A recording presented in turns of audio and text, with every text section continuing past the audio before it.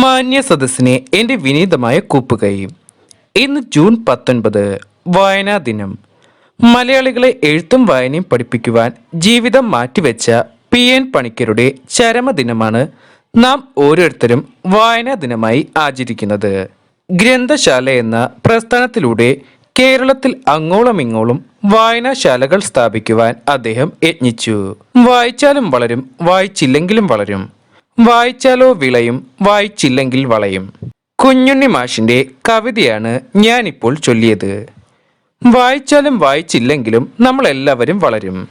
എന്നാൽ വായിച്ചാൽ നമ്മുടെ അറിവുകൾ വർദ്ധിക്കും, സ്വപ്നങ്ങൾ വലുതാകും.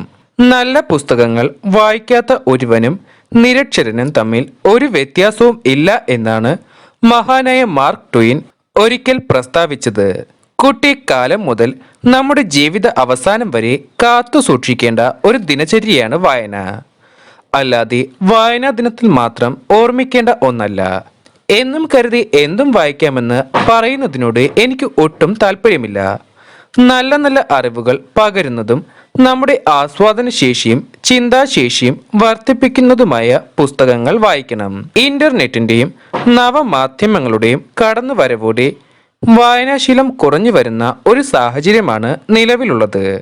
അറിവിന്റെ ഖജനാവുകളാണ് പുസ്തകങ്ങൾ. പുസ്തകങ്ങൾ സംസാരിക്കും.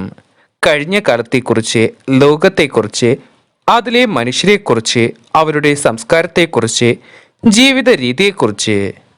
പുസ്തകങ്ങളിൽ സംഗീതമുണ്ട്, ശാസ്ത്രത്തിന്റെ വെളിച്ചമുണ്ട്, അറിവിന്റെ അക്ഷയ കനികളുണ്ട്. ഓരോ മനുഷ്യനും പരന്ന വായനാശീലത്തെ സ്വായത്തമാക്കണം.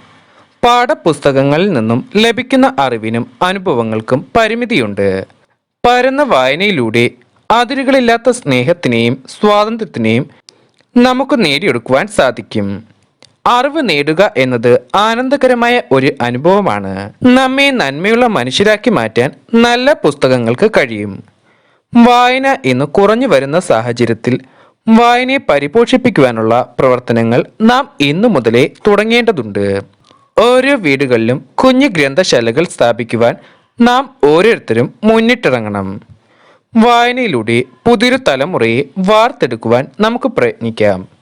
നന്ദി, നമസ്കാരം.